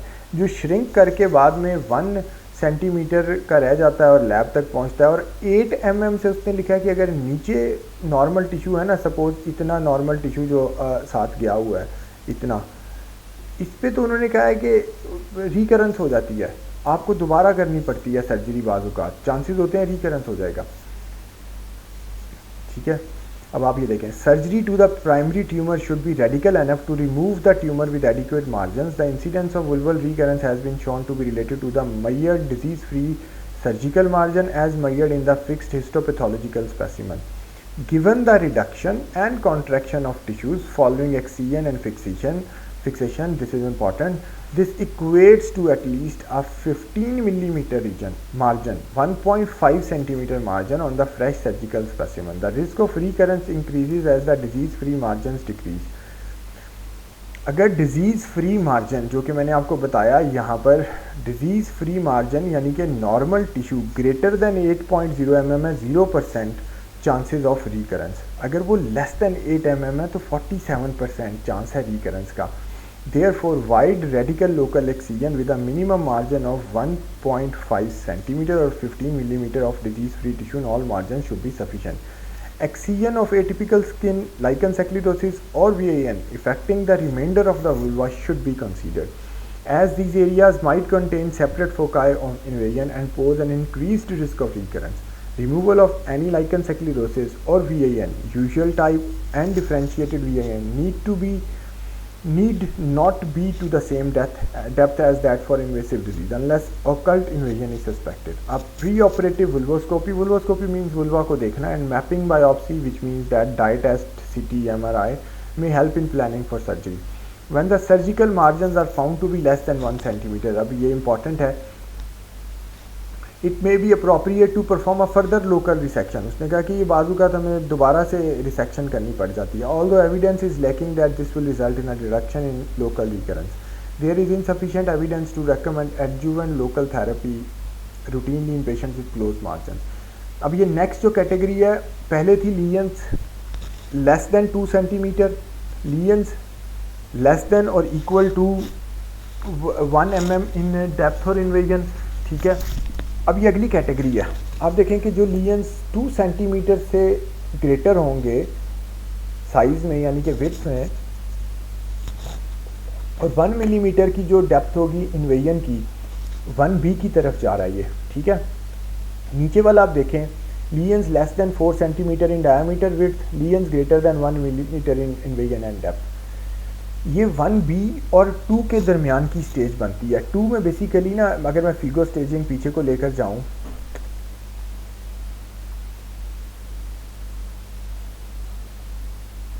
तो आप देखेंगे कि 2 के अंदर मेरे ख्याल से उन्होंने कहा हुआ है कि वजाइना, एनस या यूरिथ्रा इन्वॉल्व हो जाता है। तो बेसिकली जो ट्यूमर लेस देन 4 सेंटीमीटर है और उसकी depth of invasion more than 1 millimetre है, वो भी स्टेज 1B में ही जाएगा ना, क्योंकि और तो उसने भी कुछ नहीं इन्वॉल्व किया। अगर वो टूवर्ड्स मीडियल साइड है यानी कि मिड लाइन की तरफ है तो वो इन्वॉल्व कर लेगा। जब उसका साइज़ 4 सेंटीमीटर हो जाएगा, 4 सेंटीमीटर अच्छा खासा साइज़ होता है, तो वो इन्वॉल्व कर लेगा। लेकिन अगर उन्होंने नहीं बताया हुआ, ठीक है, और जैसे कि आप देख सकते हैं, तो उसके अंदर उसने ये लिखा हुआ है, बुक्स के अंदर ये लिखा हुआ है कि लेस देन 2 सेंटीमीटर के ऊपर ना आपने वाइड लोकल एक्सीजन करना है, ठीक है। और इसी तरह जो ग्रेटर देन 2 सेंटीमीटर है डायामीटर लेकिन लेस देन 4 सेंटीमीटर है, इसमें वाइड लोकल एक्सीजन और रेडिकल वुल्वेक्टमी दोनों की जा सकती हैं। अगर तो वो 2.5 सेंटीमीटर है, आप वाइड लोकल एक्सीजन कर लें, लेकिन अगर वो 3.5 सेंटीमीटर है या 3.8 सेंटीमीटर है, then you have to do radical vulvectomy. Radical vulvectomy basically wide local excision के अंदर रेडिकल वुल्वेक्टमी में ज़्यादा पार्ट आप बेसिकली रिमूव करते हैं, वाइड लोकल एक्सीजन में आप कम पार्ट रिमूव करते हैं। रेडिकल वुल्वेक्टमी ज़्यादा मीन्स डीपर या टिश्यूज़ को इन्वॉल्व किया होता है, और वाइड लोकल एक्सीजन जो है उसके अंदर कम मीन्स आपने टिश्यू को वाइड लोकल एक्सीजन के अंदर आप ना मीन्स उसकी क्या कहना चाहिए कि इन्वेसिव वो कम होती है सर्जरी। रेडिकल वुल्वेक्टमी में ज़्यादा पार्ट और वुल्वा का ज़्यादा पार्ट रिमूव होता है, ठीक है। तो लीजन्स जो ग्रेटर देन 2 हों, लेस देन 4 हों, लेकिन उनकी डेप्थ हमेशा ग्रेटर देन 1.0 mm हो, तो उसके अंदर जो है ना आप हमेशा लिम्फ नोड निकालते हैं। इधर इम्पॉर्टेंट बात यह है लिम्फ नोड निकालने की ना, कि लिम्फ नोड आप उसके अंदर हमेशा निकालते हैं। कि जो मैं आगे भी आपको बता रहा था कि जैसे ही ग्रेटर देन 1 की विड्थ आ जाएगी ना, आपने लिम्फ नोड निकालना ही निकालना है। अब उस लिम्फ नोड के अंदर उसने लिखा है कि आप ना सबसे पहले सेंटिनल लिम्फ नोड की बायोप्सी कर लें।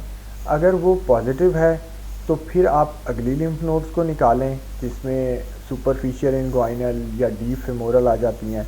अगर वो नहीं इन्वॉल्व सेंटिनल तो फिर लिम्फ एडिनेक्टमी करने की ज़रूरत नहीं है, ठीक है। आई होप आपको ये समझ आ जाएगा।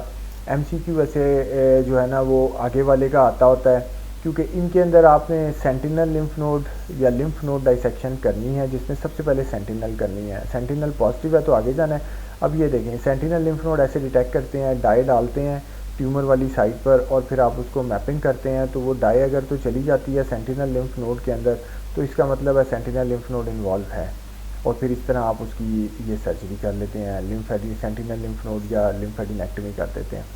अब जो लीजन्स ग्रेटर दैन, ये MCQs आते हैं, ये दोनों जो है ना आगे वाली जो स्लाइड्स हैं ये बड़ी इंपॉर्टेंट है।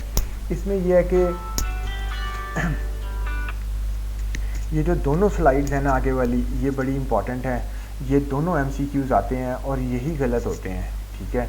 इसमें आप ये देखेंगे कि जो lesion greater than 4 centimetre in diameter है और लेटरल है, लेटरल का मतलब है कि ये देखें, ये अगर हम यूरिथ्रा बना लें, ये वाला निशान, तो ये आप देखें, ये वाला निशान अगर हम यूरिथ्रा बना लें तो ये लेटरली जो लेबिया मेजोरा के ऊपर पड़ा हुआ है और जो मिड लाइन से 1 सेंटीमीटर दूर है, ठीक है, वो लेटरल लीजन काउंट होता है, ठीक है। ये आगे एक मिनट में आपको दिखाता हूँ। ये देखें, lesions greater than 4 centimetre in diameter and width and lateral tumours, जैसे कि जो लेटरल ट्यूमर्स लेबिया मेजोरा पर, माइनोरा पर, या ट्यूमर की जो एक्सटेंट है वो ग्रेटर दैन, यानी कि ट्यूमर जो है ना वो within 1 centimetre of mid line ना हो, और डेप्थ ऑफ इन्वेजन तो हमेशा उसकी 1.0 mm से ज़्यादा अगर हो, तो आपने रेडिकल वुल्वेक्टमी के साथ यूनिलेटरल लिम्फ नोड डाइसेक्शन करनी है। यानी कि अगर वो away from mid line more than 1 centimeter away from mid line उसकी एक्सटेंट है, लेबिया मेजोरा पर पड़ा हुआ है, लेबिया मिनोरा पर पड़ा हुआ है, ठीक है, और लेटरल ट्यूमर है, साइज़ उसका ग्रेटर दैन 4 सेंटीमीटर है, ग्रेटर दैन देखें लेस दैन 4 सेंटीमीटर के ऊपर, लेस दैन 4 सेंटीमीटर के ऊपर आप सिर्फ सेंटिनल लिम्फ नोड भी निकाल सकते हैं, लेकिन मोर देन 4 सेंटीमीटर के ऊपर आपने उस साइड की सारी लिम्फ निकालनी है, ठीक है। greater than 4 centimeter, less than 4 centimeter, less than 4 centimeter you can do radical vulvectomy and sentinel lymph node dissection। sentinel lymph node negative है, कोई ज़रूरत नहीं आगे जाने की। lesions greater than 4 centimeter you always have to do radical vulvectomy and unilateral lymph node dissection of that area, ठीक है। ये देखें, ये पिक्चर बनी हुई है, आई होप आपको समझ आ जाएगी, ये MCQ आता है, ठीक है। मोर than 4 centimetre width, more than 1 millimetre depth, लेकिन लेबिया मेजोरा पर है, लेबिया माइनोरा पर है, और ये इन दोनों साइड्स पर या कहीं पर भी ट्यूमर है, लेकिन वो 1 centimeter away from mid line है। तो आपने जो है ना, या अगर आप उसकी सर्जरी कर रहे हैं तो सर्जरी की जो एक्सटेंट है वो 1 centimeter away from mid line है। You have to do unilateral lymph node dissection. अब आप आगे देखेंगे कि हम बाईलेटरल कब करते हैं। Lesions greater than 4 centimetre, it means आपने लिम्फ नोड डाइसेक्शन तो करनी है। सेंट्रल मिड लाइन, या अब मिड लाइन में क्या है, मॉन्स प्यूबिस है, क्लाइटोरिस है, यूरिथ्रा है, वजाइना, एनएस, अगर इनको इन्वॉल्व करेगा साइज़ जो मर्जी हो, अगर इनको इन्वॉल्व करेगा मिड लाइन को, या वो 4 सेंट अगर वो परे पड़ा हुआ है लेबिया मेजोरा पर या लेबिया माइनोरा पर, ये जो गुलाबी वाला है सपोज करें ये लेबिया माइनोरा है, ये जो नीले वाला है ये लेबिया मेजोरा है।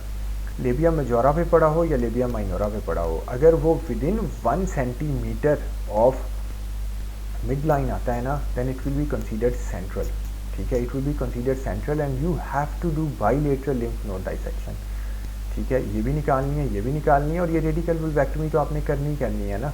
ये तो बेशक उसको ये रेडिकल वुल्वेक्टमी मीन्स यहाँ पर आप पूरी रेडिकल वुल्वेक्टमी बेसिकली पार्शल और कंप्लीट होती है। ये कंप्लीट रेडिकल वुल्वेक्टमी है, जैसे कि आप यहाँ पे पढ़ सकते हैं, ये कंप्लीट रेडिकल वुल्वेक्टमी है क्योंकि आप दोनों साइड के लिम्फ नोड्स निकाल रहे हैं और आप पूरा वुल्वा निकाल रहे हैं।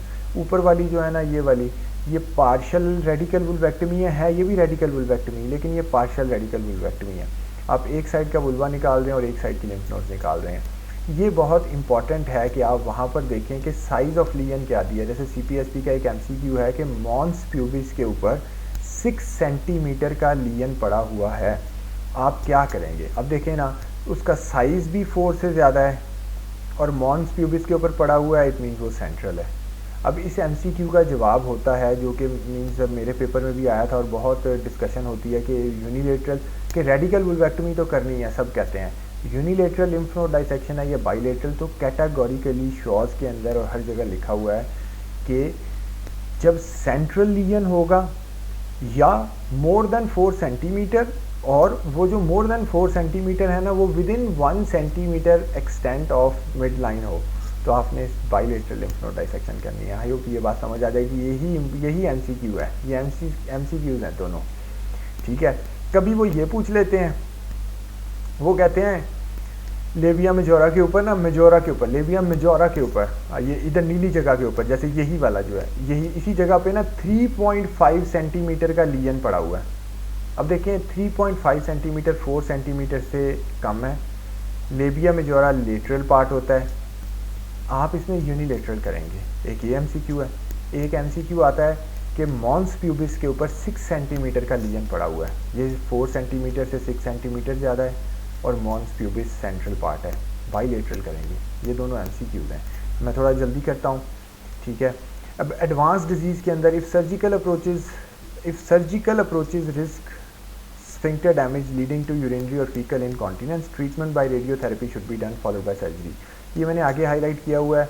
ये भी एक एमसीक्यू है जो MRCOG के अंदर आता है कि अगर आपकी जो सर्जरी है वो रेडिकल वुल्वेक्टमी कर रहे हो आप, या आप वाइड लोकल एक्ससीजन कर रहे हो, अगर आपका वाइड लोकल एक्ससीजन में यूजली मीन्स इन्वॉल्वमेंट नहीं होती स्फिंक्टर की, लेकिन मैं सिर्फ बता रहा हूँ कि आप कोई भी सर्जरी कर रहे हो लेकिन अगर आपके स्फिंक्टर्स इन्वॉल्व हो रहे हो ना, तो मॉर्बिडिटी को कम करने के लिए आप पहले जो है ना रेडियोथेरेपी करते हैं ताकि साइज़ थोड़ा ट्यूमर का कम हो जाए, आपकी सर्जरी की एक्सटेंट थोड़ी कम हो।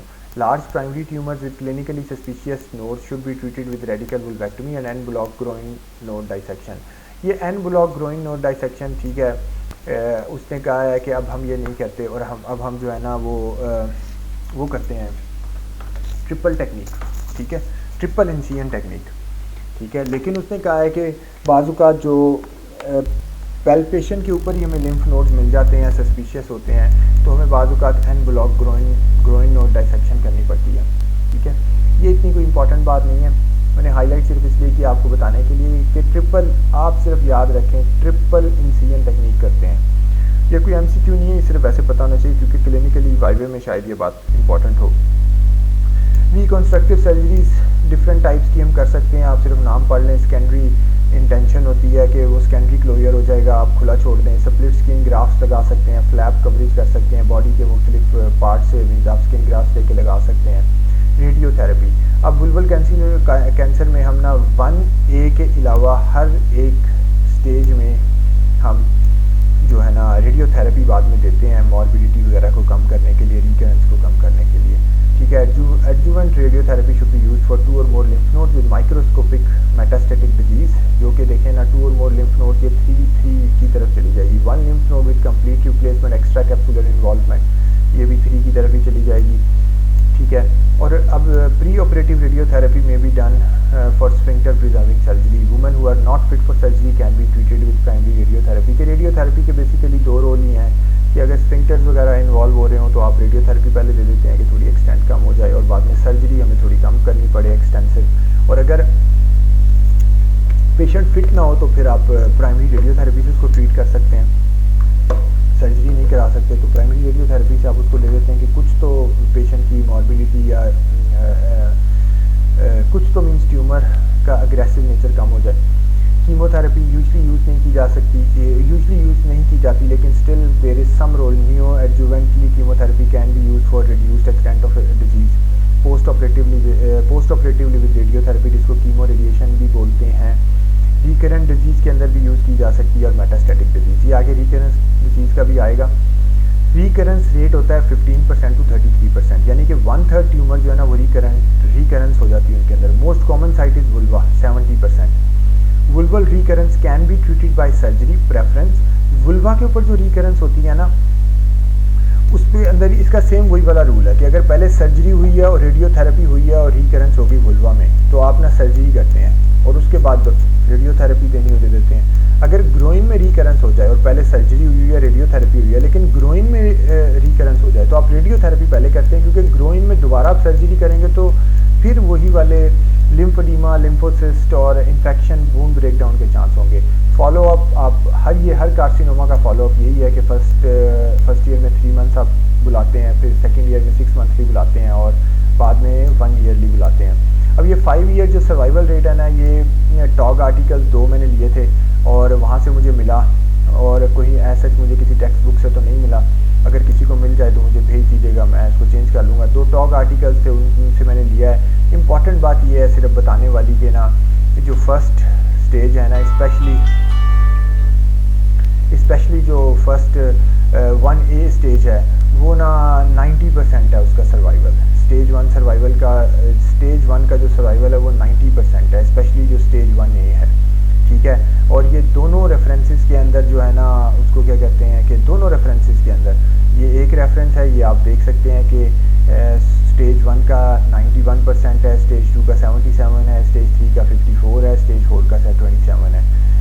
फिर जो बेजल सेल कार्सिनोमा होता है ना, उसका 5 ईयर का सर्वाइवल जो है ना वो स्टेज 1 का 100% होता है कि वो बहुत अच्छा प्रोग्नोसिस होता है बेजल सेल कार्सिनोमा का। ये कोई MCQ तो नहीं है, ये वैसे हमें पता होना चाहिए क्योंकि और भी जगहों पर स्क्वेमस या बेजल सेल कार्सिनोमा होते हैं, तो बेजल सेल कार्सिनोमा का प्रोग्नोसिस हमेशा स्क्वेमस सेल कार्सिनोमा से बेटर होता है। ये आप देख सकते हैं मुख्तलिफ स्टेजेस के उन्होंने दिए हुए हैं सर्वाइवल रेट्स। ये एक रेफरेंस है। फिर दूसरा रेफरेंस मैंने इसलिए लगाया है कि ये भी टॉग आर्टिकल का रेफरेंस है वुल्वा की। उन्होंने बताया हुआ है कि मुख्तलिफ स्टेजेस का सर्वाइवल इतना है। अब स्टेज 1 का इन्होंने भी 98% दिया हुआ है। बेसिकली तो ये देखें ना, डिफरेंट स्टडीज़ करके जो होते हैं वो उसी हिसाब से अपने टॉग आर्टिकल में लिख देते हैं, मुख्तलिफ स्टडीज़ का रेफरेंस देकर। इम्पॉर्टेंट बात सिर्फ मैं जो बताना चाहता हूँ वो ये है कि जो MCQ आता है, क्योंकि गायनी ऑन्कोलॉजी एक सब स्पेशलिटी है, हमें अपने FCPS के हिसाब से सिर्फ चीज़ें मालूम होनी चाहिए। FCPS के लिए इम्पॉर्टेंट बात यह है कि स्टेज 1 का सर्वाइवल जो है ना 90% है, ठीक है। स्टेज 1 के अंदर भी स्टेज 1A का सर्वाइवल सबसे ज़्यादा है, क्योंकि 1A का मतलब है माइक्रो इन्वेसिव का मतलब है less than 2 centimetre width, less than और इक्वल टू 1 मिलीमीटर डेप्थ, ठीक है। और ये हो गया। अब आई थिंक इसके बाद लास्ट स्लाइड है और हमारा लेक्चर बहुत लंबा हो गया। नेक्स्ट टाइम से मैं इसको शॉर्ट रखूँगा, आज क्योंकि फर्स्ट डे था। अब स्टेज वाइज जो मैनेजमेंट है ना, क्योंकि मैं पहले बता चुका हूँ, ये वही स्टेजेस हैं जो पहले हैं साइजेस के हिसाब से। स्टेज 1A पूछी जाती है एग्ज़ाम के अंदर, बहुत ज़्यादा सुपरफिशियली इन्वेसिव होती है, less than 2 centimeter, equal to और less than 1 millimeter in depth, wide local excision only हम करते हैं, लिम्फ नोड की हम डाइसेक्शन नहीं करते। 1B के अंदर जिसके अंदर डीपली इन्वेसिव होती है, more than 2 centimetre and more than 1 centimetre उसकी डेप्थ हो और मोर दैन 2 सेंटीमीटर साइज़ हो, तो वाइड लोकल एक्सीजन करते हैं और रेडिकल वुल्वेक्टमी करते हैं। इन दोनों में से कोई भी कर सकते हैं डिपेंडिंग अपॉन द साइज़। हम अगर 4 सेंटीमीटर है ना, देखें 3.8 सेंटीमीटर है तो मैं रेडिकल वुल्वेक्टमी कर सकता हूँ, क्लोज 4 तो है ना, 4 पे तो वैसे ही रेडिकल वुल्वेक्टमी करनी है। और अगर वो 2.3 है तो बजाय इसके रेडिकल वुल्वेक्टमी जिसमें एक्सटेंसिव सर्जरी करनी है, मैं एक वाइड लोकल एक्सीजन ले लेता हूँ और मैं उसको रिमूव कर देता हूँ। इंपॉर्टेंट बात सिर्फ ये है कि जब 1 मिलीमीटर डेप्थ से ज़्यादा इन्वेजन हो जाएगी, you have to do lymph node dissection. Lymph node dissection में आप सबसे पहले सेंटिनल लिम्फ नोड की बायोप्सी लेंगे, वो पॉजिटिव है तो आप सारी लिम्फ नोड्स निकाल देंगे, अगर वो नेगेटिव है तो आपने कुछ नहीं करना, आपने छोड़ देना बस, ठीक है। इंपॉर्टेंट बात सिर्फ ये है। अब ये जो एक फ्लो चार्ट है, जैसे जो लोग मेरा कोर्स ज्वाइन करेंगे, मैं कोशिश किया करूँगा कि जो इस तरह के फ्लो चार्ट्स हैं मैं उनको लेक्चर के बाद स्क्रीनशॉट खींच के कैंडिडेट्स को भेज दिया करूँ, ग्रुप में अपलोड कर दिया करूँ, क्योंकि फ़्लो चार्ट फौरी तौर पे तो आप फ़्लो चार्ट को खुद एक दफ़ा अच्छी तरह पढ़ना पड़ता है, एरोज देखने पड़ते हैं तो फिर समझ आता है। फ़्लो चार्ट की कोई ख़ास इंपॉर्टेंस नहीं है, क्योंकि आप समझ सकते हैं कि मैंने जैसे आपको बताया है कि 1A जो है ना, 1A उसमें वाइड लोकल एक्सीजन करते हैं, 1B जो कि डीपली इन्वेसिव है, depending upon the size of the tumour आप वाइड लोकल एक्सीजन या रेडिकल वुल्वेक्टमी करते हैं, और लिम्फ नोड की डाइसेक्शन मैंने आपको बताया कि करनी होती है डिपेंडिंग अपॉन द, वही वाली बात है कि लेटरल है, मिड लाइन है, साइज़ कितना है। सेंटिनल लिम्फ नोड सिर्फ निकाल सकते हैं, अगर वो पॉजिटिव है तो बाकी निकाल दें, अगर वो नेगेटिव है तो ना निकालें। और जब लिम्फ नोड की इन्वॉल्वमेंट हो जाएगी then you have to give radiotherapy afterwards, ठीक है। और जो ट्यूमर जो बहुत बड़े साइजेस होते हैं, ट्यूमर का साइज़ बड़ा है, इन्वॉल्विंग एनल और urinary, urethra, anal, vagina, bladder, उसके अंदर ये होता है कि आप जैसे जो कि स्टेज 4 या स्टेज 3 में चले जाते हैं, जिनमें साथ वाले स्ट्रक्चर्स इन्वॉल्व हो जाते हैं, तो उसके अंदर पहले उन्होंने लिखा हुआ है कि जैसे ये वही वाली बात है, आप ये देखें, ये मैंने पहले बता दिए हैं, ये मैं अपलोड कर दूंगा, आप एरोज खुद इसको देख सकते हैं, ठीक है। तो ये वही वाली बातें हैं। ये मैंने फ्लो चार्ट इसलिए लगाया है क्योंकि एडवांस्ड डिजीज़ के अंदर सिर्फ आपने रेडियोथेरेपी आप पहले कर सकते हैं मॉर्बिडिटी या साइज ऑफ द ट्यूमर कम करने के लिए, और बाद में आप रेडिकल वुल्वेक्टमी करते हैं एडवांस डिजीज़ के अंदर, जो कि 3 से शुरू हो जाती है, 3-4 एडवांस डिजीज़ में आते हैं। तो आप ये देखें कि आप neoadjuvant chemo radiation prior to surgical intervention, सिर्फ ये इंपॉर्टेंट बात है, ठीक है। और definitely you have to do the radical vulvectomy with bilateral lymph node dissection, ठीक है। ये एडवांस डिजीज़ के अंदर हम ये करते हैं, क्योंकि एडवांस डिजीज़ का ये ना देखें, गायनी ऑन्कोलॉजी पूरी एक फेलोशिप है। हमने, मेरा लेक्चर बनाने का मतलब या मेरे कोर्स का मतलब सिर्फ आपको एग्ज़ाम पास कराने में हेल्प करना है। I am not here to teach you gynae oncology. Gynae oncology इतना बड़ा है, इतना वास्ट सब्जेक्ट है, एक पूरी फेलोशिप है 2 साल की। मींस हमारा एम सिर्फ CPSP के अंदर जो गायनी ऑन्कोलॉजी आती है ना, उसको हमने कैसे टैकल करना है, ये है, ठीक है। अगर आप बहुत डिटेल्स में जाते हैं ना ऑन्कोलॉजी की, तो फिर तो आप बहुत, आप पूरी फेलोशिप आप इसका मतलब आप पढ़ेंगे, इतनी मोटी मोटी ऑन्कोलॉजी की बुक्स हैं, कोई भी नहीं पढ़ सकता उनको। ये लास्ट स्लाइड है, इसके बाद आई थिंक कोई और स्लाइड नहीं है, ठीक है। हाँ, ये लास्ट स्लाइड है, इसके बाद और कोई स्लाइड नहीं है। तो मैं सिर्फ ये कहना चाहता हूँ कि मेरे कोर्स के अंदर या मेरे लेक्चर्स आप लोगों के लिए CPSP का वो मॉड्यूल पास कराने के लिए या उसके MCQs पिक करने के लिए होंगे।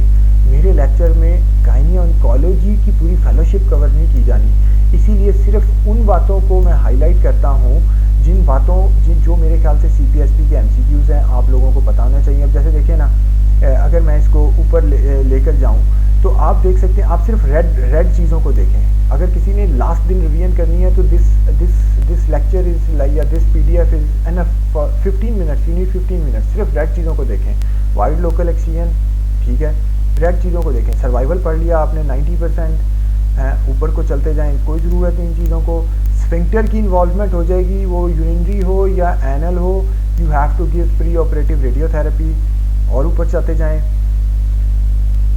बाइलेटरल लिम्फ नोड डाइसेक्शन कब करने हैं, size more than 4 centimeter and central mid line tumour या इन एरियाज पे, mons pubis, clitoris, urethra, bilateral radical vulvectomy, ठीक है। यूनिलेटरल लिम्फेडिनेक्टमी, रेडिकल वुल्वेक्टमी, अगर lesion greater than 4 centimetre in diameter in width, लेकिन वो लेटरल साइड पर हो, labia majora, labia minora, या ट्यूमर की extent 1 centimetre of mid line से अवे हो। ये फिर उसके बाद ये वाला आ गया, वाइड लोकल एक्सीजन करना है, 1A में माइक्रो इन्वेसिव होती है। ये मीन्स कि सिर्फ अगर आप रेड लाइंस को ही पढ़ लें, CPSP के थ्योरी के MCQs हो जाएंगे, ठीक है। और फिर टोक्स, क्लिनिकल जब वो आएंगे उस हिसाब से उनकी तैयारी की जाएगी, जो कि ये वाली जो प्रेजेंटेशन है ये क्लिनिकल को भी कवर करती है, लेकिन I am just trying to say कि first focus on theory and do preparation, कि आपकी थ्योरी पास हो जाए, फिर टोक्स या क्लिनिकल की तरफ बाद में जाएंगे। तो अब ये देखें, जैसे लिम्फ नोड का सिर्फ आपको पता हो कि प्रोग्नोस्टिक स्टेटस लिम्फ नोड का इंपॉर्टेंट है, सबसे ज़्यादा इंपॉर्टेंट है। मीन्स इंपॉर्टेंट तो साइज़ और या साइट भी है, लेकिन सबसे ज़्यादा इंपॉर्टेंट जो है वो, अब पहली 2 स्टेजेस को अगर आप याद कर लेंगे, MCQ इसी में से आएगा। यूजली तीसरी चौथी का नहीं आता, सर्जिकल, पैथोलॉजिकल, ये भी एक MCQ आया हुआ है। मीन्स के आप ये देखें कि दिन के 5 या 6 तो नहीं चले, 10 रेड लाइनें होंगी, 10 बातें हैं। मीन्स 10 बातें अगर आप ये याद रखें तो मेरा नहीं ख्याल है कि वुल्वल कार्सिनोमा के अंदर से कोई और MCQ आएगा CPSP के एग्ज़ाम में। MRCOG के अंदर और आ सकता है, क्योंकि हर एग्ज़ाम का एक अपना पैटर्न होता है, उसका एक अपना मटेरियल होता है कि जी उनकी ये पसंद है, ठीक है।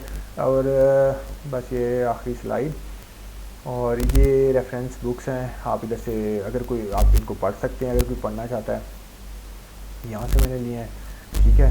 चलें, थैंक यू। आई होप थोड़ा लंबा हो गया, नेक्स्ट टाइम से मैं कोशिश करूँगा ज़्यादा लंबा ना हुआ करे। एक बीच में फ़ोन कॉल भी बज रही थी तो मैंने